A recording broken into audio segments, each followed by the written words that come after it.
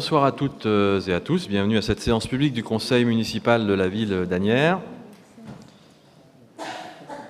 La séance est ouverte. Afin qu'elle ne soit pas perturbée, je vous remercie de bien vouloir mettre vos portables en mode silencieux. Par ailleurs, conformément au règlement intérieur du Conseil municipal, je procède à l'annonce du nombre des questions orales. Je vous informe avoir été destinataire de 2 questions orales qui seront évoquées en fin de séance. Pour rappel, les questions orales et les réponses qui y sont apportées ne donnent pas lieu à débat ni à vote. Nous passons maintenant au chapitre nomination du secrétaire de séance. Si vous en êtes d'accord, je propose à Monsieur Hugo Huette d'assurer cette fonction. Pas d'opposition. Il en est ainsi décidé. Monsieur Huette, vous pouvez procéder à l'appel nominal. Monsieur Manuel Achliman. Présent. Monsieur André Mancipose. Madame Angelina Bourdier-Charef. Madame Josiane Fischer. Monsieur Guillaume Mar. Madame Caroline Carmentran. Monsieur Frédéric Sidbon. Monsieur Thierry Sellier. Madame Julie Casaban, retard, pouvoir Madame Buono. Monsieur Thierry Michel Isoard. Madame Sylvie Ménard. Monsieur Thierry Legac. Madame Rita Chriki-Mangeot. Monsieur Cyril Reclus. Madame Marie-Christine Saradjian, excusez pouvoir Monsieur Garrigue. Monsieur Thomas Doublic, excusez pouvoir Madame Ménard. Madame Barbara Trottenard. Monsieur Frédéric Couvercel. Madame Clotilde Dubois, excusez pouvoir Monsieur Couvercel. Madame Marie-Hélène Bonneau. Monsieur Arthur Coste. Monsieur Christophe Guillaume-Noël. Madame Emmanuela Dupont. Madame Cécile Deloy, excusez pouvoir Madame Carmentran. Monsieur Hugo Huette présent. Madame Lise Fagna. Présente. Madame Valérie Letiers. Madame Méral. Madame Sabrina Asseli. Monsieur Philippe Garrigue. Madame Isabelle Kaplan. Monsieur Armand Coury. Monsieur Antoine Depince. Madame Florence Sivac. Retard pouvoir Madame Fischer. Monsieur Hugues Boulard. Madame Danielle Guettet. Monsieur Daniel Neymarck. Madame Aminata Cissé. Monsieur Nicolas Auneveux. Monsieur Marc Sonnet, excusez pouvoir Monsieur Reclus. Monsieur Guillaume Fakir. Madame Nicole Piasecki. Monsieur Édouard Lavaux. Madame Sandrine Picard-Marcovecchio. Monsieur François Tronchon. Madame Frédéric Auvray. Monsieur Sounjata Boy. Monsieur Laurent Guillard. Madame Francesca Paschini, excusez pouvoir Monsieur Bury. Monsieur Thomas Bury. Monsieur Romain Géanin. Madame Hélène Ravier. Madame Fariza Amar. Merci. Le quorum est atteint. Point suivant de l'ordre du jour, l'approbation du procès-verbal de la séance du Conseil du 1er juillet 2025.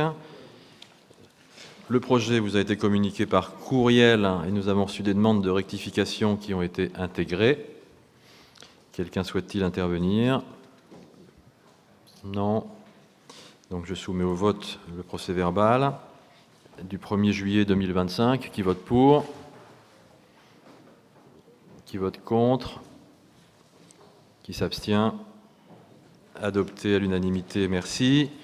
Nous poursuivons la présentation des points et je donne la parole à Madame Valérie Letiers pour la partie finances, commandes publiques, ressources humaines, prévention et sécurité, communication de la liste des décisions du maire et enfin les subventions. Madame Letiers, vous avez la parole.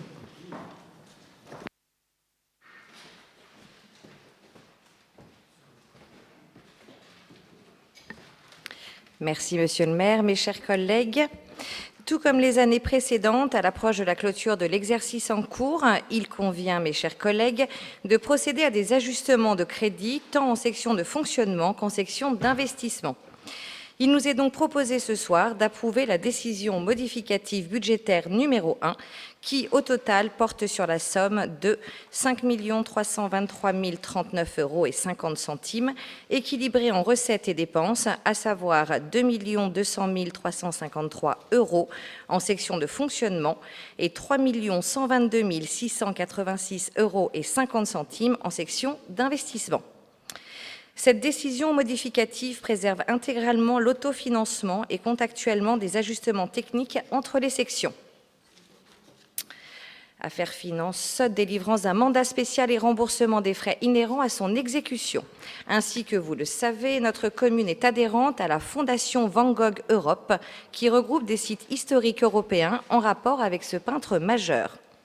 Le prochain congrès annuel se déroulera du 6 au 8 octobre en Belgique et il nous est donc demandé, mes chers collègues, de délivrer à l'adjointe au maire, Madame Barbara Treutnar, un mandat spécial à cet effet afin d'approuver le principe du remboursement de ces frais d'hébergement et de déplacement.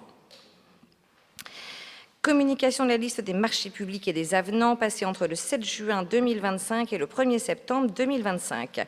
Comme à l'accoutumée, il nous est demandé de prendre acte du tableau qui vous est transmis pour information sur les marchés passés entre le 7 juin 2025 et le 1er septembre 2025. Par délibération du 22 novembre 2018, le Conseil municipal avait approuvé un précédent règlement intérieur du personnel communal. Depuis lors, la création du Code général de la fonction publique, qui a regroupé l'ensemble des textes qui étaient jusqu'alors dispersés, combinée avec l'évolution de la jurisprudence, ont rendu nécessaire une révision de celui-ci qu'il vous est demandé d'approuver. Approbation de la reconduction annuelle de la convention de partenariat entre Hauts-de-Seine Habitat, la commune d'Asnières-sur-Seine et l'État relative à la transmission des images prises dans les parties communes d'immeubles d'habitation aux forces de sécurité. Afin d'œuvrer à la sécurité de tous dans les parties communes des immeubles d'habitation d'Asnières-sur-Seine relevant du patrimoine du bailleur Hauts-de-Seine Habitat, il convient à notre Assemblée d'approuver la reconduction annuelle de cette convention de partenariat qui permet d'assurer, le cas échéant, une prompte intervention sur site de la police municipale et de la police nationale.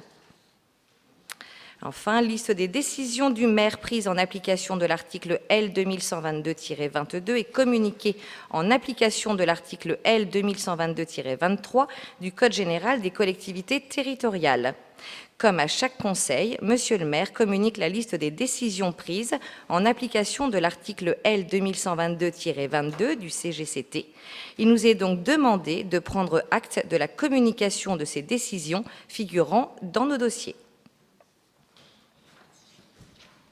Merci pour cette première partie. On passera aux subventions après. Y a-t-il des questions, des interventions? Monsieur Bury pour l'opposition, puis Madame Ravier ensuite. Merci, Monsieur le maire. Bonsoir, chers collègues. Je vais revenir sur deux décisions que vous avez prises, Monsieur le maire, et que pour notre part, nous n'aurions pas prises, qui sont des aides à des organismes que nous ne soutenons pas, notamment la reconduction du bail pour l'école Saint-Exupéry, qui est une école privée hors contrat, et pour laquelle vous louez un établissement scolaire pour un loyer de moins de 2 € par mois du mètre carré. Voilà, donc c'est un établissement que nous ne soutiendrions pas pour notre part. Et puis, autre décision, cette fois-ci pour un établissement associatif, on va dire. Pour notre part, nous soutenons toujours les associations en votant toutes les demandes de subventions, à une exception près, qui sont les subventions qui sont accordées aux Scouts d'Europe. Et en l'occurrence, nous constatons que vous avez accordé là aussi une aide sous forme d'un véhicule prêté pendant 1 mois à cette organisation. Voilà, nous n'aurions pour notre part pas pris ces décisions. Madame Ravier. Bonsoir à toutes et à tous. Moi, je voulais juste revenir sur l'approbation du règlement intérieur applicable au personnel de la collectivité. Juste pour expliquer qu'on va s'abstenir sur cette délibération, car on estime qu'en tant qu'opposition, on n'a pas assez d'éléments pour le voter et qu'on n'a pas assisté au dialogue avec l'ensemble du personnel. J'avais juste une question par rapport au congé menstruel dont j'avais parlé il y a un peu plus d'1 an, pour le même sujet, il me semble. Et M. Ashliman, vous aviez répondu que vous regarderiez et en parlerez avec les agentes. Et donc, c'était pour savoir si la discussion avait été menée ou pas. Merci. Merci. Monsieur Couvercel. Alors, concernant le règlement intérieur qui doit être révisé régulièrement, je le rappelle, Il a été revu en CST hier, voté à l'unanimité par les représentants du personnel. Donc voilà, donc c'est effectivement un sujet qui doit être discuté avec les représentants du personnel qui eux-mêmes prennent information auprès des agents, et il n'y a eu aucune remarque sur les modifications que nous avons faites, qui ne sont pas fondamentales, mais qui remettent en place le règlement intérieur par rapport aux réglementations nouvelles. Voilà. Rien à dire sur ce sujet. Et sur le congé menstruel, a priori, donc là où il a été mis en place, il a été censuré par le tribunal administratif qui a considéré que ça n'était pas légal. Je ne sais pas si vous avez suivi ces décisions qui ont été prises. Voilà. Oui, Madame Ravier. En fait, il y a déjà des dispositions. Effectivement, les villes de Grenoble et d'autres villes en France avaient commencé à le mettre en place. En fait, il y a des dispositions. Il suffit juste de ne pas écrire congé menstruel. La plupart des villes de gauche, et d'ailleurs pas uniquement de gauche, qui l'ont expérimenté. Enfin, si vous voulez, je pourrais vous renvoyer les documents en parlant. Marcel. Honnêtement, je ne pense pas que les collectivités aillent contre la réglementation, et pour le moment, ce n'est pas réglementaire.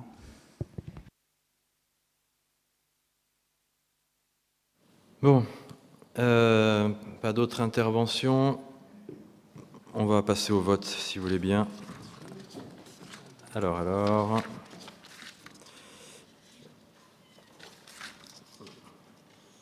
Donc, chapitre finances. La décision modificative numéro 1 au budget de la ville pour l'exercice 2025. Qui vote pour? Qui s'abstient? Qui vote contre? Adopté, je vous remercie. Les affaires financières autres, délivrance d'un mandat spécial et remboursement de frais inhérents à son exécution. Qui vote pour? Qui vote contre? Qui s'abstient? Qui ne prend pas part au vote? Que fait la gauche? Pour? Ok. Commande publique. Liste des marchés publics. Là, il s'agit de prendre acte de la communication. Qui prend acte que la communication a été faite? Tout le monde. Je vous remercie. Ressources humaines, approbation du règlement intérieur applicable au personnel de la collectivité. Qui vote pour? Qui s'abstient? Qui vote contre? Adopté, merci. Prévention et sécurité, approbation de la reconduction annuelle de la convention de partenariat entre Hauts-de-Seine Habitat, la commune d'Asnières-sur-Seine et l'État relative à la transmission des images prises dans les parties communes d'immeubles d'habitation aux forces de sécurité. Qui vote pour? Qui vote contre? Qui s'abstient? Personne, merci. Adopté à l'unanimité. La communication sur les décisions prises en vertu du Code général des collectivités territoriales. Qui prend acte de cette communication? À l'unanimité, je vous remercie. Nous passons maintenant aux subventions.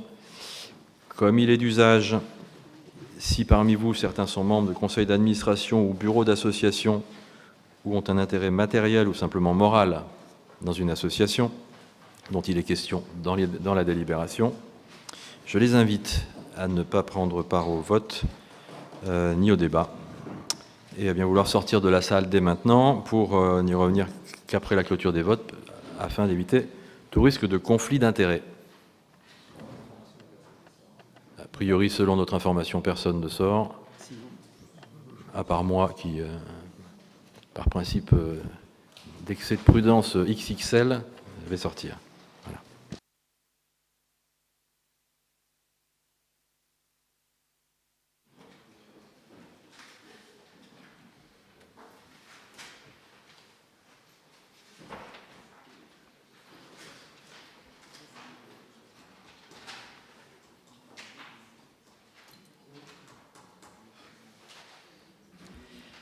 Madame Le Thiers, on vous écoute. Attribution d'une subvention de fonctionnement dans le cadre de la mise en place des projets artistiques et culturels pour les écoles élémentaires situées en réseau d'éducation prioritaire. Il nous est demandé d'approuver l'attribution de subventions d'un montant total de 32 537 € aux 5 associations suivantes, les MC Art, Liber Mélodie, le Studio, ADL Productions et LPE Les Portes de l'Exil, lesquelles interviendront au profit de 8 classes scolaires.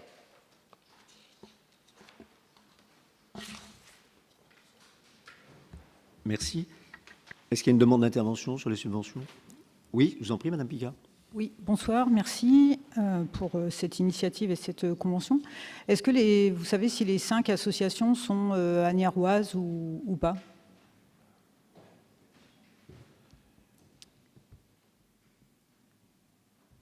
Donc non, vous ne savez pas. Enfin non, mais c'est pas grave, hein, c'est juste pour.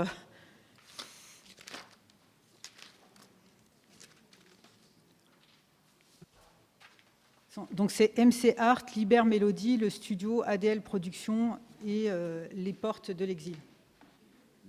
Le studio doit être à Niérois, les autres, moi personnellement je ne sais pas. Est-ce que quelqu'un dans la salle sait? Non? Bon. Ben, on vous répondra ultérieurement. J'ai pas entendu, pardon. On vous répondra ultérieurement, moi j'ai pas la réponse. Ok, merci. Non, parce que. Enfin, oui. D'autres interventions? C'est bon? On passe au vote.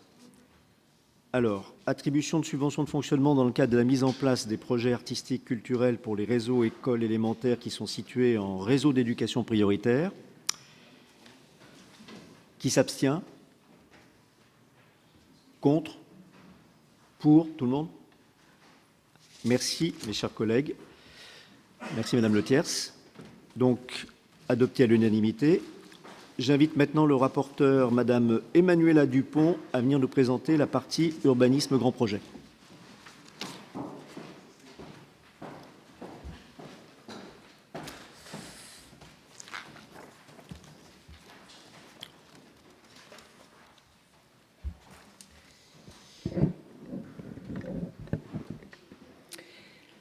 Bonsoir mes chers collègues. Dans la partie urbanisme, nous avons en premier lieu ce qui concerne les aménagements et grands projets. Premier point, le transfert de propriété à titre gratuit par Citalios à la ville d'Asnières-sur-Seine d'espaces publics réalisés dans le périmètre de la ZAC Parc d'Affaires. Ouvrage numéro 13, 14, 16, 17, 18 et 19 d'un équipement public, le groupe scolaire Ouvrage A, et de la parcelle cadastrée BC numéro 542 non aménagée. Ce soir, il est demandé à notre Assemblée d'approuver la rétrocession des 10 espaces et équipements publics de l'opération d'aménagement dénommée ZAC Parc d'Affaires, qui comprend notamment le groupe scolaire Claudie Aigneret, nouvellement créé. Le deuxième point concerne le transfert de propriété par Citalios à la ville d'Asnières-sur-Seine d'espaces publics réalisés dans le périmètre de la ZAC Parc d'Affaires, ouvrage numéro 6 et 12, et d'un équipement public, crèche ouvrage B. En juillet dernier, vous vous étiez prononcé favorablement sur cette délibération. Malheureusement, cette dernière s'est révélée affectée par une erreur matérielle dans la dénomination des références cadastrales des ouvrages, erreur qu'il convient de corriger dans cette nouvelle délibération. Le troisième point concerne l'approbation de l'avenant numéro 1 à la convention d'aide financière relative à la subvention Fonds vert, renaturation en ville, entre la ville d'Asnières, Citalios et l'agence de l'eau Seine-Normandie, et dans le cadre de la concession d'aménagement de la ZAC Parc d'Affaires. Il est ici question de la perception au profit de la ville d'une aide financière d'un montant de 253 600 €, utilisée pour les travaux d'extension des jardins du Grand Échiquier, qui, in fine, bénéficiera à Citalios qui a procédé aux travaux d'aménagement. Le quatrième point concerne l'approbation de l'avenant numéro 5 de la Convention relative aux relations financières entre l'aménageur, la commune d'Asnières-sur-Seine, tiers à la concession d'aménagement, et l'EPT Boucle Nord de Seine, dans le cadre de la concession d'aménagement de la ZAC Parc d'Affaires. Le traité de concession de la ZAC Parc d'Affaires arrive à expiration alors que certaines opérations ne sont pas achevées et que le versement de la subvention aux équipements prévu par l'avenant numéro 4 à la convention tripartite est intervenu seulement pour moitié. Il nous est donc demandé d'approuver cet avenant 5 qui intègre un nouvel échéancier du versement et en modifie les modalités. Et le dernier point concerne l'approbation du protocole de clôture de la concession d'aménagement de la ZAC Parc d'Affaires, toujours. En dernier lieu, il nous est demandé d'approuver le protocole de clôture ainsi que ses annexes, précisant les conditions juridiques et financières de l'expiration de la concession d'aménagement de la ZAC Parc d'Affaires. Le deuxième volet concerne le foncier. Mes chers collègues, il nous est proposé d'approuver le déclassement de la parcelle 6-22 rue Adolphe Briffaut, cadastrée 1328P, ainsi que la cession de la même parcelle 6-22 rue Adolphe Briffaut, cadastrée 1328P. Ces deux délibérations permettront au final la réalisation d'un projet immobilier qui prévoit la programmation d'environ 6 145 m² de surface de plancher, à proximité de la station des Agnettes, station de la future ligne 15 du Grand Paris Express. Deux autres cessions de biens sont également à approuver par notre Assemblée. Il s'agit de la cession du bien 685 boulevard Voltaire, cadastre N254, cession au prix de 74 000 €, hors droits et frais de notaire à la charge de l'acquéreur, et la cession d'un bien immobilier 6 au 9 Villa Poisson, cadastre R106, cession au prix de 306 000 € hors droits et frais de notaire à charge de l'acquéreur. Merci. Y a-t-il des demandes d'intervention? On va passer au vote sur les différents points. Je commence par le transfert de propriété à titre gratuit. Ah, ben alors, vous étiez dans vos rêves. Je vous cède la parole volontiers, mais... Voyez, merci beaucoup. Allez-y. Malheureusement, je rêve peu lorsque je vous entends, monsieur Mancipose. Oh, mais ne râlez pas, mesdames et messieurs les élus de la majorité. Cela dit, au moins, je vous entends comme ça.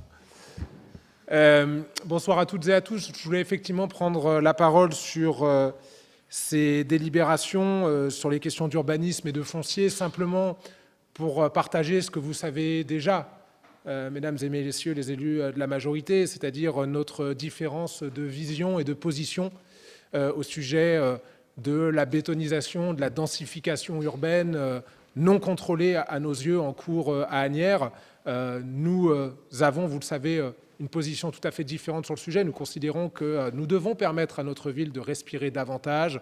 Nous devons permettre à ses habitantes et ses habitants de respirer davantage, d'avoir davantage de place, d'avoir davantage de lieux de vie. Et nous pensons que densifier à outrance, comme vous le faites, en tout cas c'est notre vision, comme vous le faites actuellement, est une erreur historique, oserais-je dire, à l'égard des habitantes et des habitants qui croissent, puisque ces nombreux projets immobiliers amènent des habitants qui se retrouvent dans une situation dans laquelle ils n'ont pas forcément les équipements nécessaires pour subvenir à leurs besoins, les espaces verts nécessaires pour subvenir à leurs besoins, etc. etc.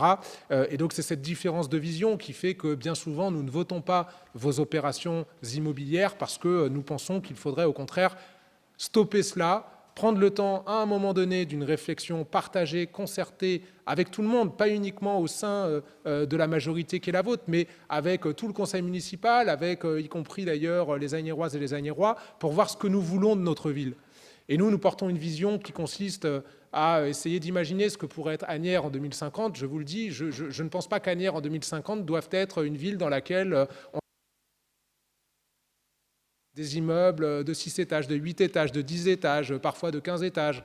Et je ne pense pas que notre ville ait vocation à se densifier comme ça, sempiternellement. Je pense qu'il faut à un moment donné avoir une politique raisonnable et raisonnée de construction et d'utilisation de l'urbanisme.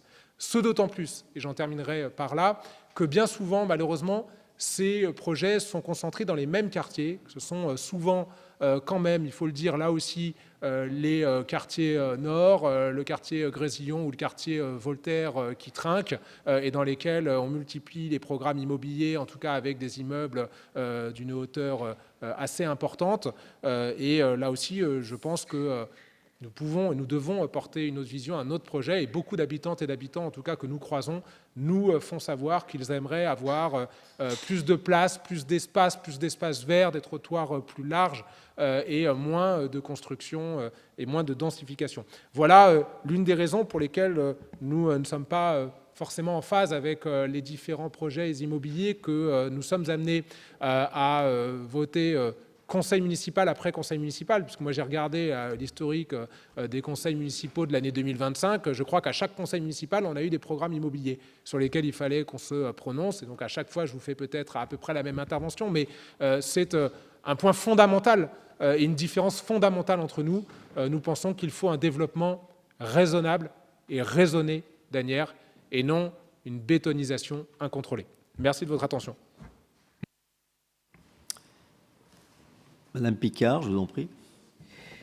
Oui, bonsoir. Donc, une intervention, on va dire, personnelle, pas forcément au nom de mon groupe, effectivement, sur ces programmes immobiliers, notamment pour les programmes qui sont ZAC, Parc d'affaires. À plusieurs reprises, donc, a été souligné le pourcentage d'espace vert dans ce programme, et notamment que avec l'agrandissement des jardins du Grand Échiquier, que du coup la proportion d'espace vert était augmentée par rapport à ce qui était initialement prévu.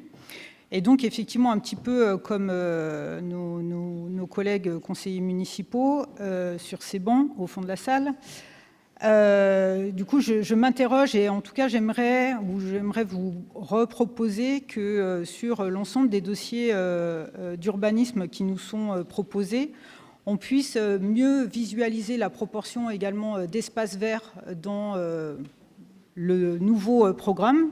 Aujourd'hui, on met la proportion de logements sociaux, donc, parce que c'est une obligation.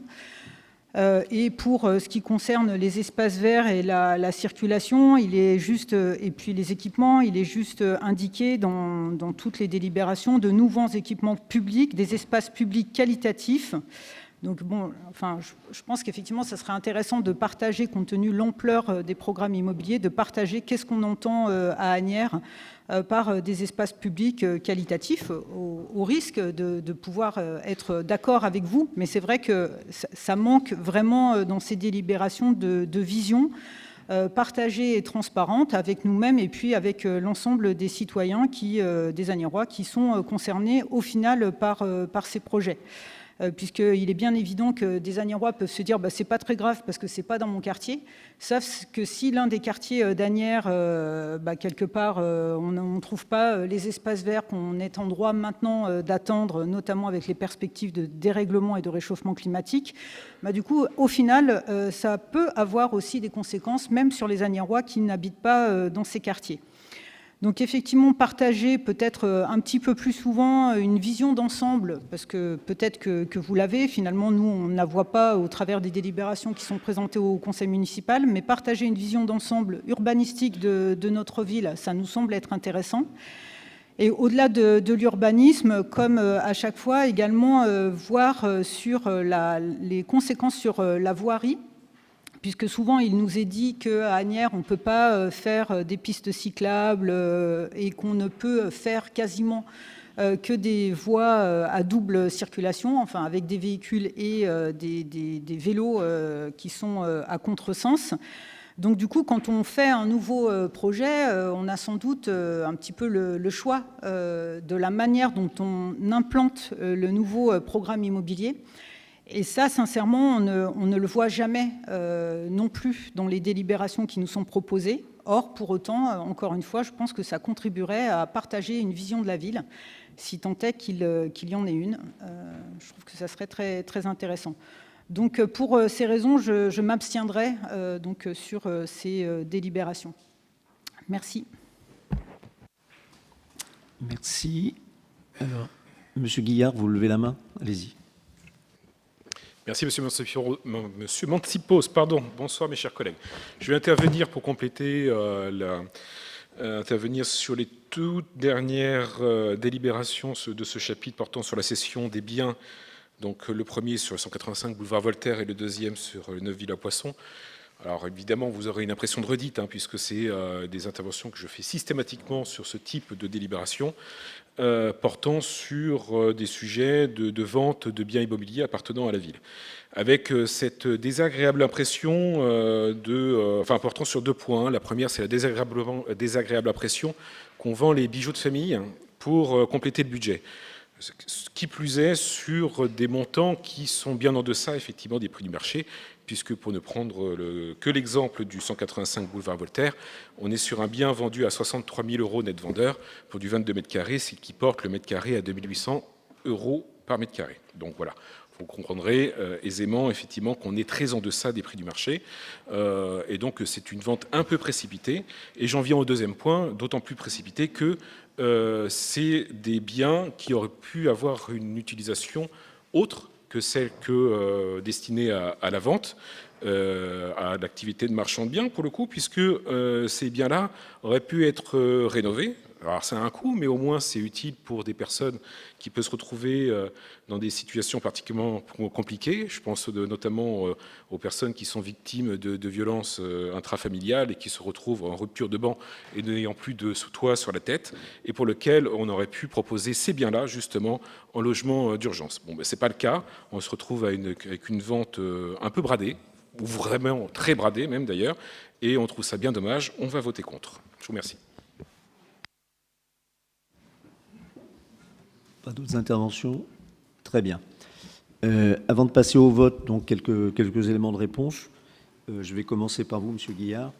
Les biens ne sont pas bradés, sont toujours vendus au prix que les domaines nous proposent, et on respecte strictement le prix des domaines, et ensuite on met ça, notamment pour le deuxième bien, en vente sur la plateforme Agoraphobe, qui permet d'optimiser finalement la vente.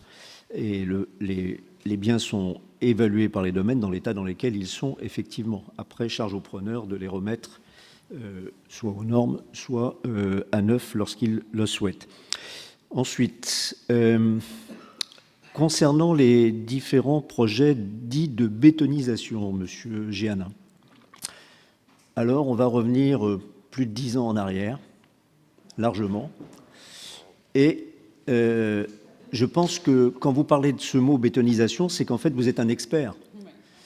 Parce que vous avez fait construire dans les Hauts-d'Asnières, vous, pas nous, vous, dans les Hauts-d'Asnières, un gymnase absolument extraordinaire. Aujourd'hui, on l'utilise le mieux qu'on peut, qui dépassait à l'époque toutes les normes, bien entendu. Mais pour le financer, vous avez augmenté la densité dans le quartier. Ça figure dans tous les arrêtés et toutes les délibérations de l'époque. Moi aussi, je sais lire les délibérations des conseils municipaux antérieurs. Donc, ça, c'est dans les Hauts-d'Asnières, un quartier dans lequel vous espérez à chaque fois convaincre les habitants que c'est vous qui portez le meilleur projet politique. Donc, moi, je rappelle très simplement que la densité des Hauts-d'Asnières, c'est vous qui l'avez dessinée pour payer cet établissement qui est aujourd'hui Teddy Riner, qui est un gymnase que nous avons payé tous ensemble, puisque c'est l'argent public, 2,5 fois le prix d'un gymnase normal. Voilà. Donc, il faut juste un petit rappel utile. Ensuite, cette majorité peut s'honorer, depuis 2 mandats, non pas d'avoir bétonisé, mais d'avoir remis de la verdure là où il y avait de l'artificialisation des sols. C'est vrai dans les ZAC, c'est vrai aussi dans le centre, puisque avec la disparition de Point P, il y a plus de 6 000 m² de jardins qui vont être installés, dont la moitié vient d'être déjà livrée, à la grande satisfaction des utilisateurs. Il suffit d'aller voir les mamans avec leurs enfants, pratiquement tous les jours, pour voir comment elles sont contentes de cet établissement public, pas encore complet, puisqu'il sera doublé, mais ça, c'est un exemple. Ensuite, nous avons évidemment refait, c'était nécessaire, le parc de la mairie, parce qu'il y avait des gros soucis, en fait, concernant les évacuations d'eau. Il avait été prévu à l'époque, par votre majorité, des solutions en principe très écologiques, mais qui sont avérées à l'usage extrêmement onéreuses dans la mesure où l'étanchéité des sous-sols n'était pas bonne et qu'il a tout fallu reprendre. Ensuite, nous avons, Madame Picard, sur l'ensemble des ZAC, tout est évidemment public. Tout est publié. Il y a eu moult réunions publiques. Mais tant mieux. Vous êtes bienvenus d'ailleurs. Et moi, je dis à tous les conseillers de ce conseil, chaque fois qu'il y a des réunions publiques, vous êtes légitimement les bienvenus et on vous accueille, je dirais, pour répondre à toutes vos questions, ainsi qu'aux différents riverains. On l'a fait aussi dans l'exercice de l'élaboration du PLUI pour le PT. Il a fallu le faire. Hein, donc ça, je rappelle simplement ça au passage. On a inauguré récemment les jardins de l'Échiquier. Les jardins de l'Échiquier, c'est au total plus d'1,5 hectare de verdure rendue aux habitants en ayant ôté de la ZAC la construction de la parcelle C9 qui aurait correspondu à un certain nombre de surfaces de plancher que nous avons abandonnées pour faire plus d'espace.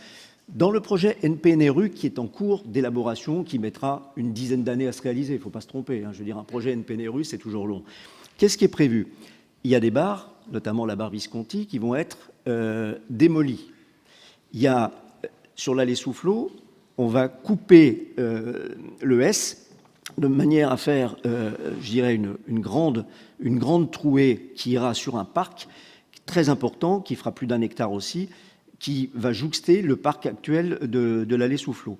Donc, un peu partout, ce que cette majorité fait, c'est un équilibre entre les logements nécessaires. Je rappelle quand même qu'il faut sortir de l'hypocrisie.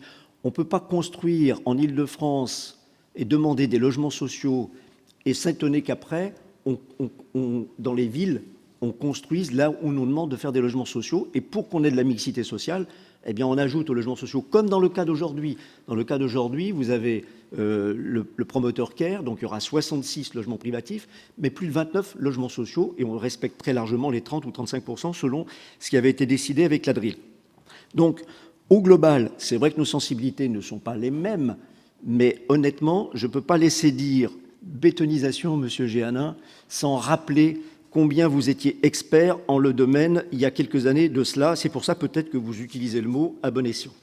Très bien. Alors maintenant, je passe au vote. Et donc, vous voulez me répondre? Bon, alors, écoutez, comme je suis, moi, pas dans mes rêves et de bonne humeur, je vous permets de me répondre. Allez-y. Je vous remercie. Alors, ça m'inquiète que mon droit de parole dépende de votre humeur, mais je vous remercie d'être de bonne humeur ce soir. Mais je reconnais que vous l'êtes régulièrement. Donc ça, de ce côté-là, ça va. Un mot quand même par rapport à ce que vous avez dit, Monsieur Monskippo. J'ai bien compris que l'élément de langage qui avait été dispendié par Monsieur Eschliman à droite à gauche ces derniers mois revenait à dire oui, mais il y a 15 ans, à 19 ans, Monsieur Géanin a fait ci ou ça. C'est un peu facile, je vous le dis, lorsqu'on sait que Monsieur Eschliman, il est élu au sein de ce conseil municipal depuis 36 ans, bientôt 37, si mes souvenirs sont bons. Pardon de vous interrompre, mais il y a eu une interruption.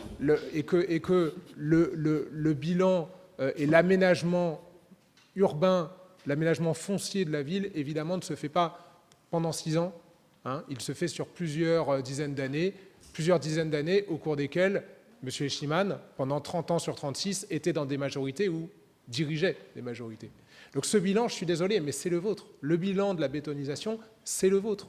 Ceux qui multiplient les projets immobiliers, qui les ont multipliés dans les années 90-2000, puis dans les années 2020, comme c'est le cas avec votre majorité, c'est vous, c'est pas nous. Donc il ne faut pas raconter n'importe quoi aux Agnérois, et quand on fait de l'histoire, eh bien, il faut être historien et ne pas jouer avec les faits, les tourner dans tous les sens, les inverser. Certes, lorsqu'on raconte n'importe quoi, parfois il en reste quelque chose, mais je tenais quand même à rétablir ce point-là, puisque, en l'occurrence, la bétonisation, c'est vous, c'est votre programme, c'est pas le nôtre, encore une fois. Bien. Quel que soit l'âge que vous ayez eu à l'époque, les décisions, vous les avez prises avec la majorité dans laquelle vous étiez. Donc, ne reniez pas ce que vous avez fait à l'époque. Je pense que la responsabilité, c'est de savoir que vous avez exercé à un moment donné le pouvoir, et que ce pouvoir vous a conduit à densifier dans les Hauts-d'Asnières, alors que ce n'était pas nécessaire si vous aviez fait un gymnase de taille normale. On va passer maintenant au vote. Aménagement et grands projets, transfert de propriété à titre gratuit par Citalios, donc c'est le point 1.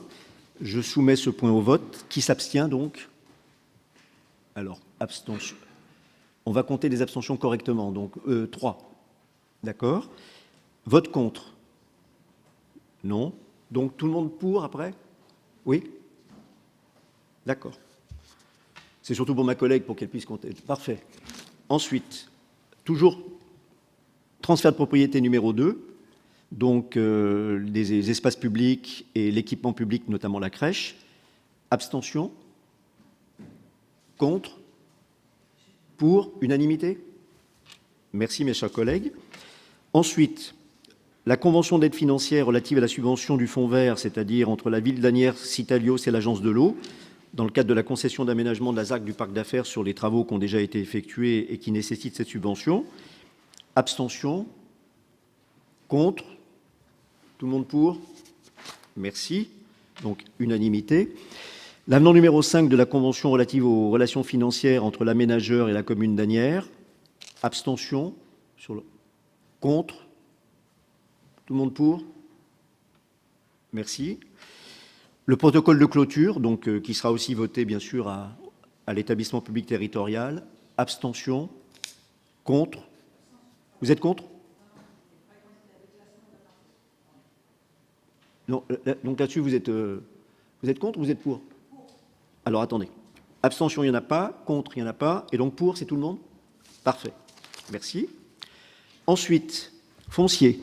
Déclassement de la parcelle, donc rue Adolphe Briffaut. Premier point, donc déclassement de la parcelle. Qui s'abstient?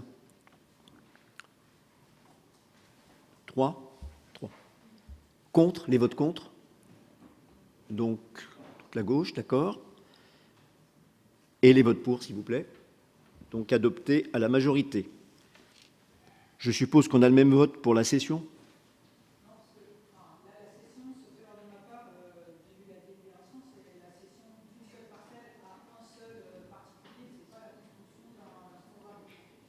Si, la cession de la parcelle rue Adolphe Briffaut. Madame Picard, pardon de vous reprendre. Donc vous êtes. Alors qui s'abstient? Les mêmes? Qui vote contre? Les mêmes?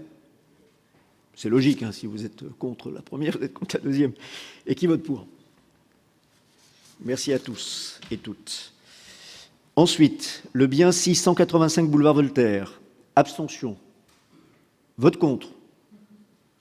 Vote contre. D'accord. Vote contre. Vous êtes 4 à voter contre? Parce que, d'accord, mais merci de lever. C'est surtout pour ma collègue, hein, soyez gentils. Voilà. Et qui vote pour?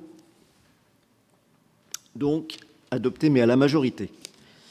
Le bien immobilier rue Villa-Poisson, abstention, là pas. Contre, pareil. Les 4, d'accord. Et pour? Merci, mes chers collègues, à tous. On va passer maintenant à la partie entreprise, commerce, voirie, culture, tourisme, sport, vie associative, jeunesse, instance participative et jumelage. Et j'invite notre rapporteur, M. Hugues Boulard. C'est ça?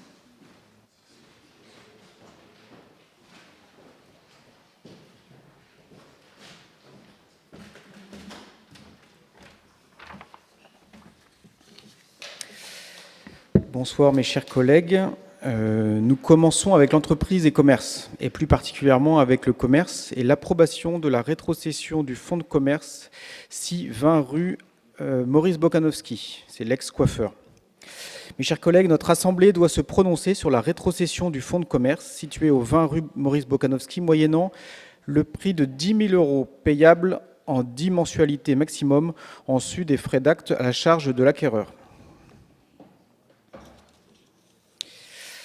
Je poursuis avec la voirie et la création d'un groupement de commandes avec les villes de Courbevoie et Bois-Colombes dans le cadre de l'étude du pôle Bécon-les-Bruyères. Dans le cadre de l'arrivée de la ligne 15 du métro Grand Paris Express, des pôles gares ont été constitués sur les 4 gares concernant le territoire d'Asnières-sur-Seine.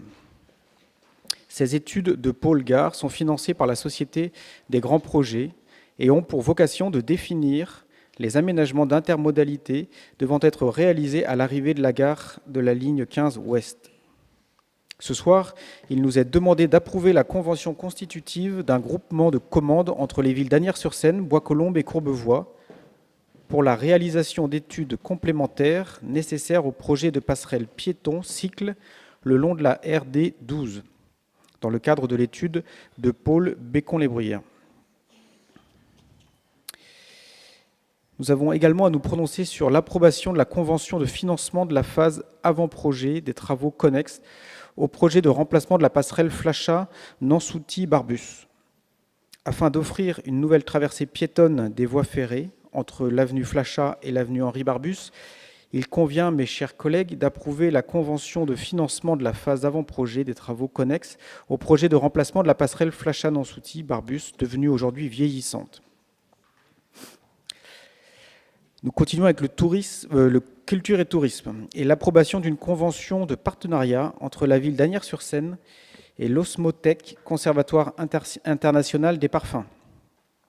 Cette convention prend place dans le cadre de l'exposition temporaire qui se tient au Château d'Asnières du 20 septembre 2025 au 19 octobre 2025, à l'occasion notamment des Journées européennes du patrimoine sur le thème « L'art des parfumeurs », et permettra ainsi l'exposition et la mise en valeur d'un patrimoine réservé ordinairement aux spécialistes. À présent, le sport et la vie associative. En ce qui concerne le sport, nous avons à délibérer de l'approbation d'une convention avec la société Biocop Asnières dans le cadre de la course pédestre l'Asniéroise et de l'approbation d'une convention avec la société Terre de Running dans le cadre de la course pédestre l'Asniéroise. Comme l'année dernière, se déroulera en novembre en centre-ville le week-end du... Ouais, en novembre en tout cas, une course pédestre de 5 km dite l'Asniéroise. Dans l'objectif d'offrir de meilleurs services aux participants, il nous est demandé d'approuver 2 conventions. D'une part avec la société Biocop, qui s'engage à offrir ses produits aux 3 premiers gagnants de la course, ainsi qu'une collation pour les 1000 participants.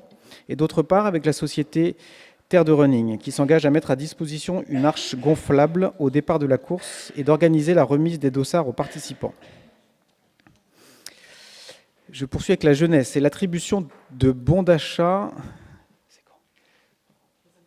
C'est le 23 novembre, l'Asniéroise. Effectivement, vous êtes tous invités.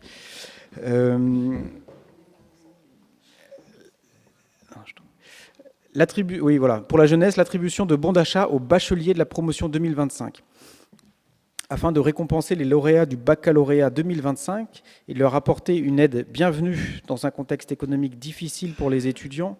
Il nous est demandé, mes chers collègues, d'approuver l'attribution d'une gratification sous forme de bons d'achat. Sachez à ce sujet qu'une cérémonie de remise officielle est programmée à cette fin le vendredi 7 novembre 2025 à 19h au théâtre Armand Béjart.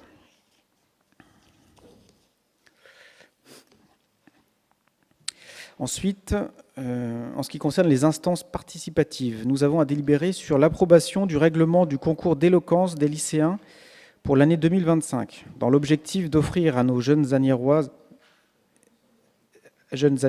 et Asniérois l'occasion de valoriser en public leurs qualités oratoires. La ville reconduit un concours qui a remporté un grand succès l'année dernière.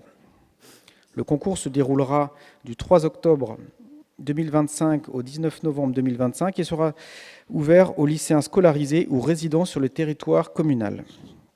Il nous est donc demandé d'approuver le règlement de ce concours d'éloquence pour l'année 2025 et d'autoriser le défraiement des intervenants pour un montant total de 1 000 €, acquitté sous forme de chèque cadeau. Et nous terminons avec les jumelages et le jumelage avec la ville d'Essaouira au Maroc. Le jumelage avec la ville marocaine d'Essaouira, qui vous est ici proposé, permettra de développer des projets communs dans les domaines de l'environnement, de la jeunesse, de la culture, de l'économie solidaire et du tourisme durable. Il nous est donc demandé d'approuver le principe du jumelage avec la ville d'Essaouira. Merci, mes chers collègues. Merci, Monsieur Boulard. Juste avant de lancer le débat, une petite précision de Monsieur le Premier maire adjoint relativement au dossier précédemment évoqué. Merci, Monsieur le maire. Madame Picard, pour que vous ne restiez pas sur votre faim, l'ensemble des associations qui ont fait l'objet d'une subvention sont toutes asniéroises ou ont leur siège sur Asnières. Voilà. Merci. Donc là, sur le rapport qui vient d'être présenté, Madame Auvray, puis Madame Picard. Madame Auvray, vous avez la parole. Bonjour, j'ai des questions sur le commerce. Donc là, on a vu la rétrocession du commerce 20 rue Bokanowski, donc je pense que c'est au moins la 3e fois qu'on le voit passer. Cette fois, je pense que c'est bon puisque le commerce est déjà ouvert, donc je m'interroge un petit peu sur le fait que nous ayons à voter une délibération après l'installation et l'ouverture du commerce, mais bon, c'est peut-être une procédure normale, en tout cas qui sécurise notre vote, c'est certain. J'en profite pour redemander un peu un bilan, parce que sur les préemptions, vous savez que c'est un petit peu mon dada, et effectivement, je suis ces commerces avec attention. Il y a un certain nombre de commerces préemptés qui ont coûté quand même une certaine somme à la mairie, comme les Marettes qui ont fermé, qui se retrouvent aujourd'hui avec un sushi. Ou également, j'avais une question sur le commerce qui est ouvert à la place de Mozart Pizza. Il y avait eu une décision du maire pour une préemption de ce commerce en mai 2024, sous l'argument qu'il y avait trop de fast-food, enfin de restauration rapide dans le quartier. Visiblement, cette préemption n'avait pas abouti puisque Bill's Burger a ouvert. J'ai été sollicitée par des habitants de l'immeuble pour me disant que l'enseigne n'avait pas obtenu l'accord de la copropriété ou ne respectait pas les règles de l'urbanisme. Donc j'aurais aimé savoir exactement ce qu'il en était, pour quelles raisons on n'avait pas été au bout de la préemption, et si réellement ces commerces s'exemptent du suivi des règles d'urbanisme fixées par la ville. Merci. Merci. Monsieur Reclus, maire adjoint. Merci, monsieur le maire. Madame Auvray, je comprends que vous n'aimez pas le japonais. En tout cas pour les Marettes. Pour vous répondre sur la French Cop, donc pour l'instant, il y avait une décision en tout cas du maire qui avait été passée pour leur octroyer le local à titre temporaire jusqu'au 30 septembre. Là, ils ont postulé au cahier des charges, en tout cas pour récupérer la cellule de manière définitive. Si en tout cas d'autres candidats avaient candidaté et que la French Cop n'aurait pas été choisie, en tout cas n'avait pas été choisie, ils auraient dû quitter le local au 30 septembre et laisser la place aux candidats validés par le conseil municipal. Sur Bill's Burger, qui est au 53 avenue de la Marne, donc oui, la mairie avait tenté une préemption, mais la justice l'avait annulée. Donc nous, on aurait bien aimé empêcher cette activité, mais quand des juges nous indiquent que non, il n'y a pas trop de fast-food dans le quartier, et donc en tout cas, ils peuvent s'installer, ils se sont installés, les travaux ont duré très longtemps. Des Agnirois m'ont également fait des retours, se plaignant en tout cas d'un écart entre ce qui avait été validé lors de l'autorisation de travaux et ce qui a été fait réellement. On leur a répondu hier qu'en tout cas, on allait leur demander de se mettre en conformité. Le sujet, c'est surtout un bandeau lumineux qui serait juste au-dessus des fenêtres, donc en fait qui illumine les chambres, et donc on va leur demander en tout cas de les baisser. S'agissant des exemptions des règles d'urbanisme, il n'y a aucun commerce en tout cas qui en est exempté. Certains se sentent pousser des ailes, mais c'est pour ça que, en tout cas, on est derrière, qu'on les suit et qu'on fait respecter le droit. Merci.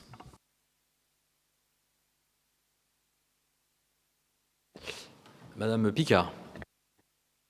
Oui, bonsoir. Donc, juste une seule question, mais quand même une petite remarque, parce que ça m'a fait sourire, alors comme je sais que parfois monsieur le maire sourit à mes blagues, donc je vais en faire une.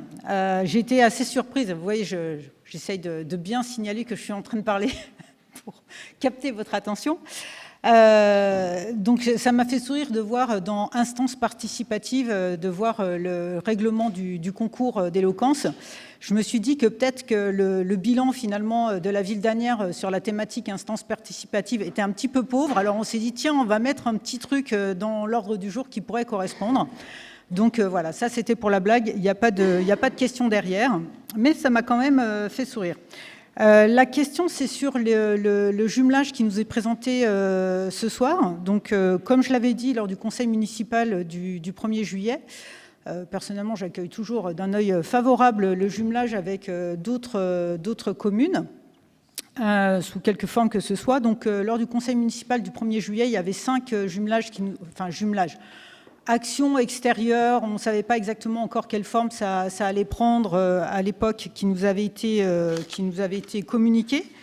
Je m'en étais étonnée parce que, comme la ville d'Asnières n'avait qu'un seul jumelage jusqu'à maintenant et depuis que monsieur le maire officie, donc 30, je ne sais plus combien d'années, comme l'a dit Romain tout à l'heure, voilà, depuis 89. Donc, pour la première fois, je crois, en tout cas sous cette mandature, on avait une proposition pour un partenariat, je vais l'appeler comme ça, avec une ville en Côte d'Ivoire, une autre en Tunisie, le soutien d'une association au Mali, une autre au Congo et une autre au Sénégal. Encore une fois, moi je m'en réjouis.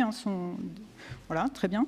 Et donc ce soir, on a un nouveau jumelage qui nous est proposé, ou indiqué, avec Essaouira.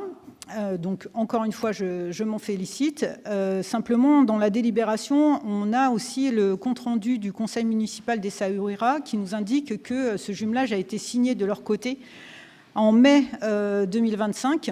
Donc, du coup, je m'interroge pourquoi est-ce qu'on ne nous en a pas parlé en juillet dans le lot opération extérieure et pourquoi est-ce que Asnières, en fait, valide aussi tard ce jumelage s'il a déjà été signé par l'autre ville partenaire. Merci. Merci. Pas d'autres interventions de l'opposition? Si, Monsieur Bury. Très rapidement, je vais ajouter peut-être quelque chose, c'est que sur ce sujet, finalement, l'exposé des motifs de la délibération sur le jumelage est en contradiction complète avec ce qui avait été répondu par Madame Treutnard lors du dernier conseil municipal. C'est-à-dire que lors du dernier conseil municipal, Madame Treutnard nous indiquait qu'un jumelage, c'était un processus très long, avec un certain nombre d'actions communes et de relations sur la durée, avant de pouvoir envisager un jumelage. Et puis là, aujourd'hui, l'exposé des motifs indique plutôt le contraire, c'est-à-dire qu'un jumelage, c'est le point de départ pour ensuite développer des projets. Voilà, je voulais juste pointer cette petite incohérence. Bien, qui veut répondre? Madame Treutnard, et puis ensuite sur les... Pas d'autres... Non, d'accord. Bon, Madame Treutnard. Oui, bonsoir à tous. Donc, je vais vous répondre pour les partenariats et jumelages.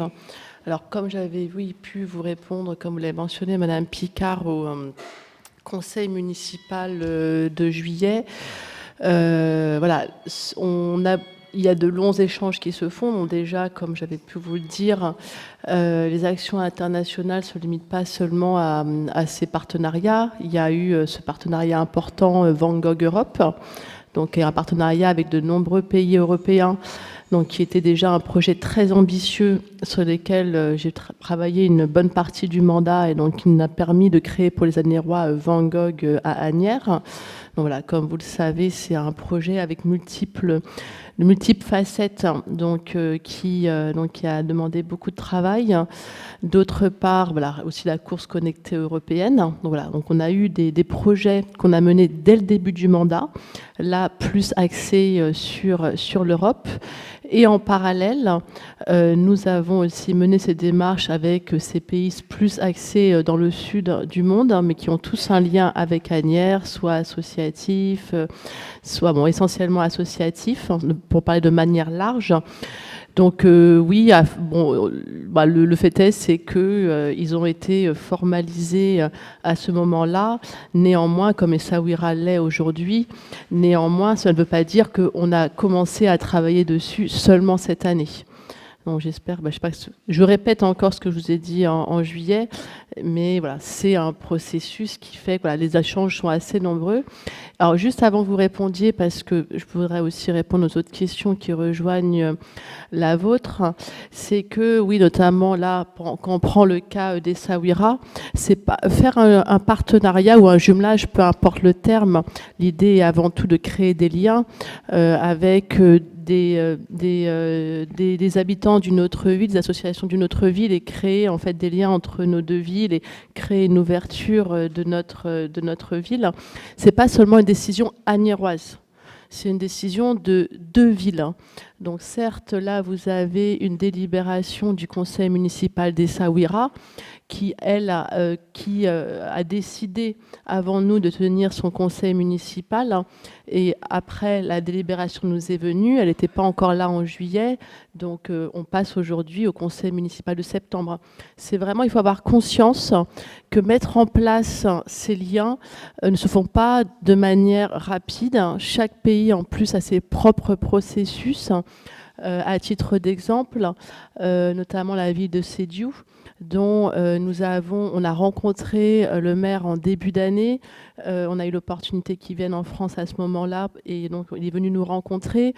On l'a passé au conseil municipal de juillet, et on attend aussi que ça se passe à Sédhiou. Vous voyez, donc c'est vraiment des processus qui sont longs. Il ne faut pas penser que c'est que Asnières qui décide. Il y a aussi l'autre partie qui a ses propres processus qui sont différents des nôtres. Dans tout le cas, soyez assurés, et notamment que les Asniérois le soient, on a ce vrai souhait depuis le début du mandat d'une ouverture internationale de la commune, et j'y travaille vraiment beaucoup depuis le début du mandat. Et voilà, après on est juste là dans des processus formels et aussi de l'information de l'ensemble du conseil municipal et des Asniérois. Ok, merci. On va passer au vote. Alors, l'approbation de la rétrocession du fonds de commerce 20 rue Bokanovski, qui vote pour? À l'unanimité, merci. Voirie, création d'un groupement de commandes avec les villes de Courbevoie et Bois-Colombes, qui vote pour? À l'unanimité, merci. Approbation de la convention de financement de la phase avant-projet des travaux connexes au projet de remplacement de la passerelle Flachan en Souty-Barbus, qui vote pour? Adopté à l'unanimité, merci. L'approbation d'une convention de partenariat entre Asnières et l'Osmotech Conservatoire International des Parfums, qui vote pour? Adopté, merci. Approbation de 2 conventions dans le cadre de la course pédestre laniéroise, d'abord avec la société Biocop Asnières, qui vote pour?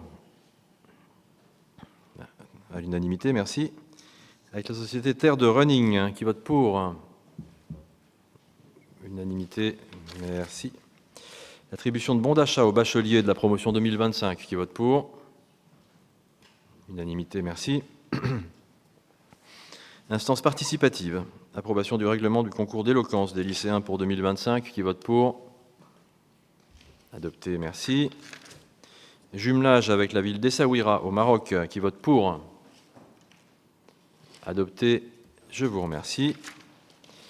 Maintenant, nous passons aux vœux présentés par le groupe d'opposition Ensemble Citoyen. Et j'invite Madame Sandrine Picard-Marcovecchio, qui en est à l'origine, à nous le présenter. Merci, Monsieur le maire, d'avoir accepté de mettre à l'ordre du jour ce vœu qui est présenté ce soir au conseil municipal. Donc, chers collègues, comme ce vœu a été présenté et proposé lors de la commission mixte qui s'est tenue la semaine dernière, et que, bien que je n'ai pu être présente, je sais que vous en avez déjà discuté. Aussi, je ne ferai pas la lecture in extenso de ce vœu, mais peut-être je me permettrai d'apporter quelques compléments. Donc, pour les Asniérois qui nous écoutent et qui nous regardent, donc, ce vœu vise à demander que le financement des campagnes électorales soit ajouté au cas de déblocage anticipé de l'épargne salariale. Pourquoi ? Parce que mener une campagne électorale coûte cher, en particulier dans des communes comme Asnières. Il faut imprimer, diffuser, informer près de 50 000 électeurs ici. Or, les remboursements publics n'interviennent qu'à condition d'obtenir 5% des suffrages, et seulement dans la limite de 47% des dépenses autorisées, puisqu'il y a des plafonds de campagne. Madame Valérie Pécresse a fait les frais de ce type de disposition lors de la dernière présidentielle. N'ayant pas obtenu 5%, elle n'a pas obtenu, par les fonds publics, le remboursement de ses frais de campagne et a dû faire appel aux fonds privés. Aujourd'hui, les candidats qui se présentent donc à différentes élections ont 2 difficultés majeures. Certains candidats, ceux qui sont non soutenus par des partis par exemple, sont contraints de solliciter des prêts sans certitude de remboursement en cas de non-atteinte de ces fameux 5%. De leur côté, les citoyens peuvent ne pas disposer d'épargne disponible autre que leur épargne salariale qui est, elle, bloquée. Notre proposition de vœu que nous faisons ce soir, chers collègues, ne modifie en rien les règles existantes. Les dons des personnes morales restent interdits, y compris des associations. Les dons individuels, donc de particuliers, restent plafonnés à 4 600 € par personne et sont contrôlés par la commission qui en a la charge. Troisième règle, les plafonds de dépenses s'appliquent à tous. Pour Asnières, le plafond de dépenses reste valable, environ 140 000 € de dépenses maximum autorisées pour le premier tour. Le problème pour une liste ou des candidats qui sont sans soutien de parti, ce n'est pas vraiment de ne pas dépasser ce plafond, c'est de pouvoir payer les dispositifs d'information que j'ai cités plus tôt. Il s'agit donc, par ce vœu, simplement d'élargir les moyens de contribution citoyenne en permettant aux Français, et donc aux Asniérois, d'utiliser une partie de leur épargne salariale, s'ils le souhaitent, pour soutenir une ou plusieurs campagnes. Cette épargne, rappelons-le, est déjà mobilisable pour d'autres projets personnels. Il y a 15 cas de déblocage anticipé aujourd'hui. Et le déblocage anticipé, je le rappelle, reste soumis aux prélèvements fiscaux. Je sais déjà ce que certains diront, ou ont peut-être déjà dit. Ce n'est pas de notre compétence, mais l'article 21-21-29 du CGCT nous autorise expressément à adresser des vœux aux parlementaires. Et à Asnières, nous avons 2 parlementaires qui sont issus du conseil municipal d'Asnières, donc Madame Aeschlimann qui est sénatrice et Monsieur Lam qui est lui député. Donc cet article prévoit que nous pouvons présenter un vœu d'intérêt général. La vitalité démocratique locale en est évidemment un, et vous savez combien j'y suis attachée. D'autres diront c'est un vœu partisan. Non, parce qu'il est rédigé de manière générale. Il ne vise ni une liste, ni un camp, mais la possibilité pour toutes les sensibilités, y compris citoyennes, d'exister réellement dans l'arène démocratique, notamment asniéroise. Enfin, certains craindront des inégalités. Mais l'inégalité, en fait, elle est déjà là. Seuls les candidats ayant accès au crédit bancaire ou aux grandes structures partisanes franchissent facilement le pas.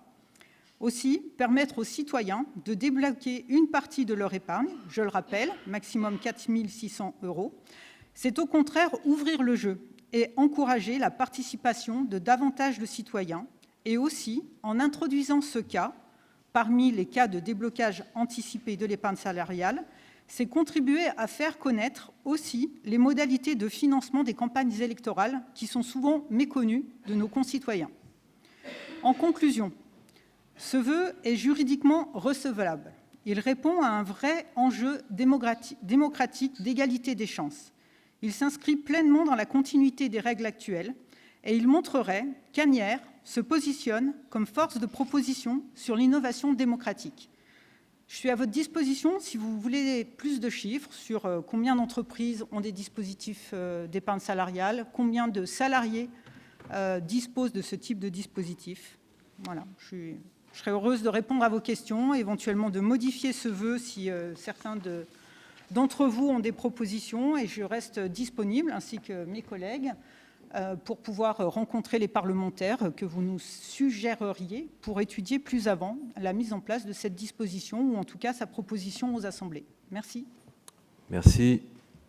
Y a-t-il des prises de parole relatives à ce vœu? Pour une explication de vote peut-être, Monsieur Géanin. Oui, merci, Monsieur Aeschlimann. D'abord, j'ai noté que Madame Picard avait fait état de Madame Pécresse, donc j'espère qu'elle s'est remise de son aventure malencontreuse depuis cette date. Elle parlait de l'aventure de Madame Pécresse lors de la présidentielle, Monsieur Aeschlimann. Je vois que vous l'avez écouté avec beaucoup d'attention. Sur le fond, sur le vœu, nous voterons pour. Néanmoins, ce que je voulais dire, c'est que, au-delà de ce vœu, ce qui est nécessaire, je pense, et à mon avis, on peut partager ce constat, quels que soient nos bords politiques, c'est de revoir à un moment ou à un autre en profondeur les règles encadrant les campagnes électorales, encadrant le financement, la possibilité d'ouvrir un compte de campagne, etc. etc. Il y a tout un tas de choses à faire.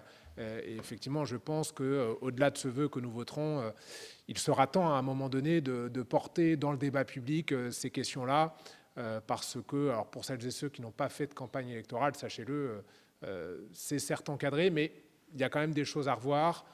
C'est parfois un peu compliqué pour les candidates et les candidats qui effectivement n'appartiennent à aucune formation politique ou qui appartiennent à un petit parti, comme on peut les appeler, sans que ce soit absolument subjectif de ma part, hein, parce que bien souvent on est peu soutenu, on a peu de financement, et donc c'est vrai que c'est compliqué.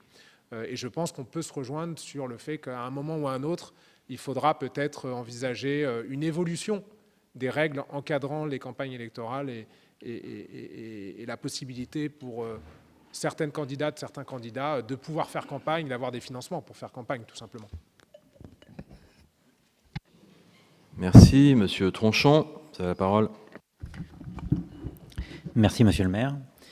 Donc du coup, une explication de vote qui, je pense, n'étonnera personne, car nous avons déjà eu un certain nombre de vœux qui ont été soumis au conseil municipal et je n'ai pas changé de position là-dessus. Je ne suis pas un fervent admirateur de la notion de vœu telle qu'elle est actuellement utilisée. Nous avons eu l'occasion de soutenir des vœux qui avaient un impact local important. C'était le cas quand nous avions voté à l'unanimité un vœu pour rétablir le service de poste sur la ville. Nous avions également voté un vœu qui était pour apporter notre soutien au Karabakh, donc qui n'a pas une application locale, mais qui avait une portée internationale et qui montrait le soutien à l'unanimité du conseil municipal. En fait, tout ce qui nous est proposé ici, ça peut avoir une application locale, mais on est là plutôt, je pense, sur un sujet national. Et effectivement, comme ça a été anticipé, je ne suis pas certain que nous soyons les mieux placés pour soumettre ce vœu, sachant que le sujet peut être porté directement auprès de nos parlementaires. L'autre point que j'ai à soulever, c'est que personnellement, j'ai un doute sur la légalité même de cette démarche. Je suis d'accord qu'il faut revoir les systèmes de financement des campagnes électorales. Je suis d'accord qu'il faut étendre les points sur lesquels on peut débloquer l'épargne salariale. Par contre, l'épargne salariale faisant l'objet d'abondements de l'entreprise et le financement des campagnes électorales n'étant pas autorisé par les entreprises, de fait, il y a un effet détourné de financement de campagne électorale par des entreprises qui peut aller jusqu'à, l'abondement peut aller jusqu'à 300% des sommes versées par le salarié. Autre point important est le cas de la victoire, pas de la victoire, du dépassement des 5%. Dans le cas du dépassement des 5%, les frais de campagne sont remboursés par l'État.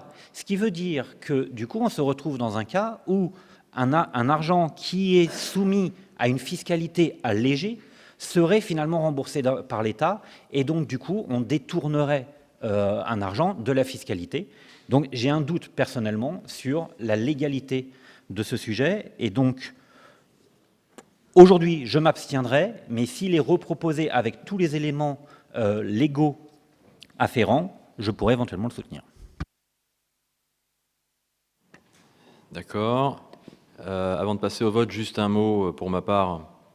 Je m'abstiendrai parce que, en l'occurrence, d'abord, il ne s'agit pas effectivement d'un sujet sur lequel la mairie a un quelconque pouvoir, entre guillemets, d'injonction. Ou voilà, bon, c'est le premier point. C'est pas décisif, mais enfin, c'est le premier élément. Le deuxième, en cette période, quand même, depuis le 1er septembre, je pense qu'il est aussi particulier de prendre des décisions ou des vœux publics sur des questions de financement de campagne électorale relatives à une campagne électorale proche, future des élections municipales. Donc, pour ma part, je m'abstiendrai sur ce vote. Et donc, voilà. On va passer au vote, si vous voulez bien. On va passer au vote maintenant. On vous a longuement entendu, donc on va passer au vote. Chacun a fait son explication. Donc, Madame Picard, vous avez présenté un vœu. Bon, donc voilà, je pense que tout le monde y a répondu, l'opposition, la majorité. Voilà, donc je pense que quand on présente un vœu, il est souhaitable qu'il soit passé au vote et qu'il soit voté, enfin ou pas, mais bon. Bien. Donc qui vote pour le vœu présenté par Madame Picard?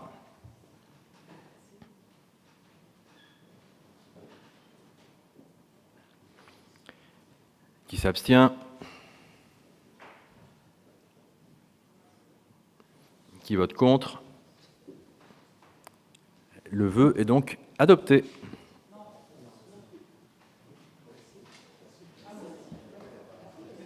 Ben si.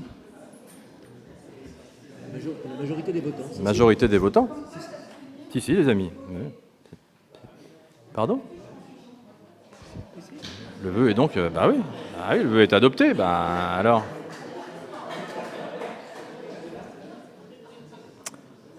Ah, ça vous choque là qu'il soit adopté, hein. D'un coup là j'ai senti vraiment une espèce de transe collective là, mais si. À une faible majorité. Bien.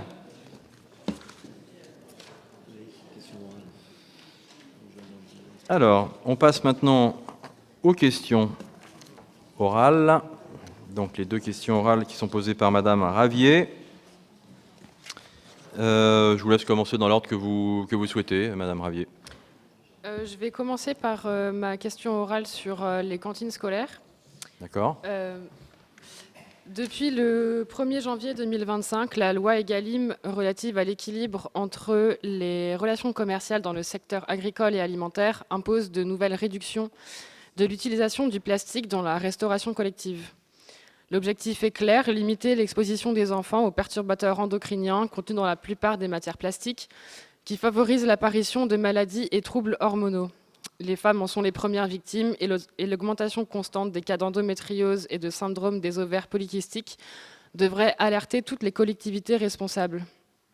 Depuis cette date, les barquettes en plastique de cuisson, de réchauffe et de service sont donc interdites dans les cantines scolaires, y compris les barquettes en cellulose que certains acteurs de la restauration collective et certaines communes ont tenté d'utiliser comme substitution alors qu'elles contiennent également du plastique. Le Conseil national de l'alimentation dès 2021 s'était d'ailleurs prononcé contre l'usage de la cellulose, tout comme le groupe de travail Plastique d'Agorès, association réunissant des collectivités gestionnaires de restauration collective. Or, nous avons été informés par des parents d'élèves et par des élèves eux-mêmes que des barquettes en cellulose continueraient d'être utilisées dans certaines cantines d'Asnières.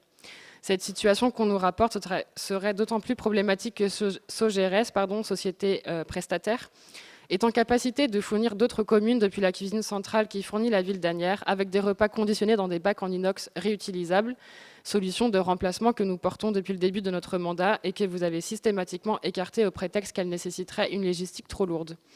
Monsieur le maire ainsi que monsieur Thierry Sellier, adjoint au maire délégué à la restauration collective, pouvez-vous confirmer ou infirmer l'usage actuel de barquettes en cellulose, donc composées de plastique qui, rappelons-le, sont interdites par la loi et qui empoisonnent les enfants d'Asnières? Merci. Monsieur Sellier, maire adjoint à la restauration scolaire, vous avez la parole. Merci, monsieur le maire. Chers collègues, madame Ravier, la ville d'Asnières-sur-Seine réaffirme bien sûr son engagement pour une restauration scolaire saine et responsable. Au 1er janvier 2025, la loi Egalim interdit aux collectivités locales l'usage de contenants en plastique pour la cuisson, le réchauffage et le service en restauration scolaire. Cette interdiction vise à empêcher le passage de perturbateurs endocriniens dans des aliments mis au contact de plastique chauffé. Anticipant cette obligation, la ville d'Asnières a banni le plastique de tous ses récipients dès 2023, soit 2 ans avant l'obligation fixée par la législation. Les aliments sont réchauffés dans des barquettes en cellulose 100% végétales et compostables, issues de bois de forêt françaises certifiés. C'est aussi le choix opéré par la plupart des villes de France, notamment Paris-Centre, Rennes, Lille, Marseille, Lyon, ce ne sont que des exemples. Ces villes sont très nombreuses. D'ailleurs, depuis 2025, plusieurs villes ont lancé leur marché public de restauration, dont par exemple Nancy, qui a programmé comme solution unique l'utilisation de barquettes en cellulose. Le seul sujet réside donc dans les opercules de fermeture des barquettes, indispensables pour garantir l'étanchéité et la sécurité sanitaire des préparations. Ces opercules sont effectivement en plastique, ce qui, selon un avis, peut poser problème lors du réchauffage des plats. La solution préconisée est donc que cette opercule ne soit plus présente lors du réchauffage. La ville a naturellement demandé à son délégataire de se conformer strictement à la réglementation en vigueur.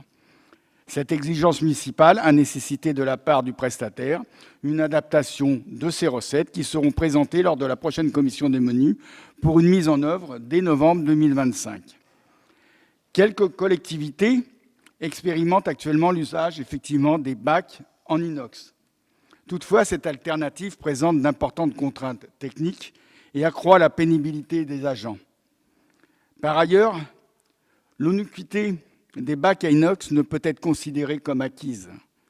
Une étude récente conduite par l'Institut national néerlandais pour la santé publique et l'environnement a ainsi mis en évidence que ces contenants sont susceptibles de libérer certaines substances préoccupantes, cobalt, nickel, plomb, cadmium, dont plusieurs sont classés cancérigènes. Toujours selon cette étude, quand l'inox est porté à température, le taux de migration du plomb sont 24 fois supérieurs aux normes. Ceux du cobalt et du cadmium, 3 fois supérieurs.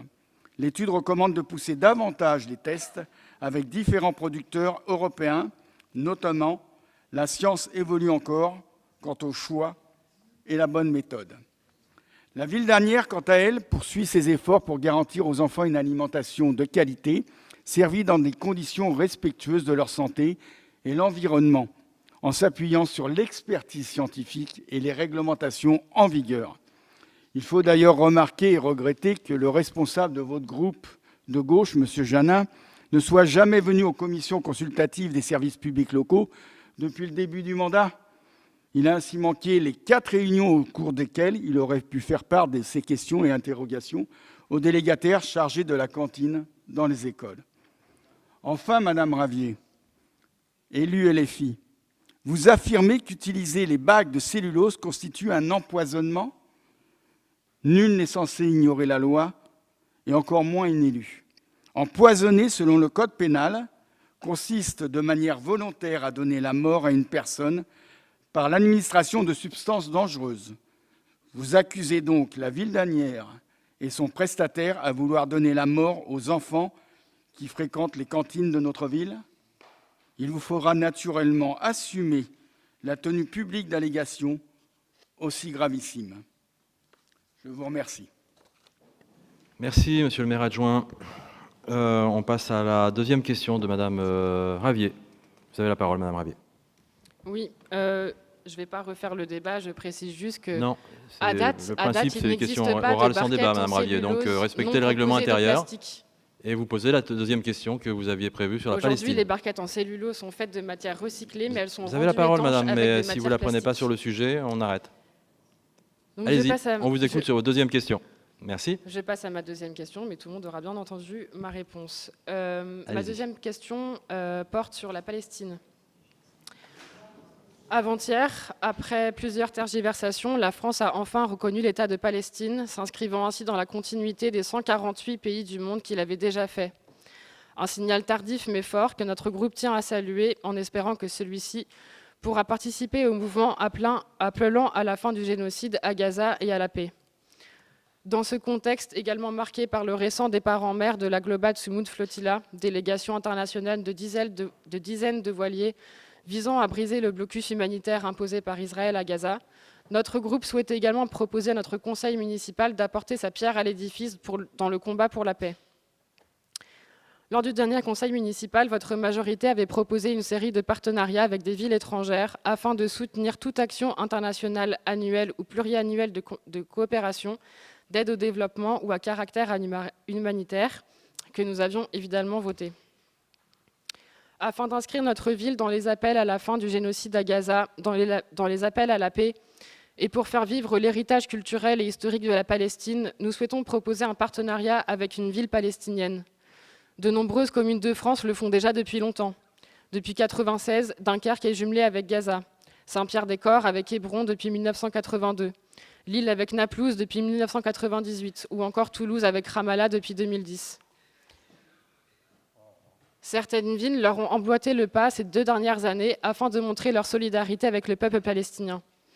Ces partenariats s'étendent même à la société civile et aux institutions religieuses, puisqu'en juin dernier, un accord de jumelage a été signé entre plusieurs paroisses françaises et Taïbé, dernier village chrétien de Palestine situé en Cisjordanie occupée.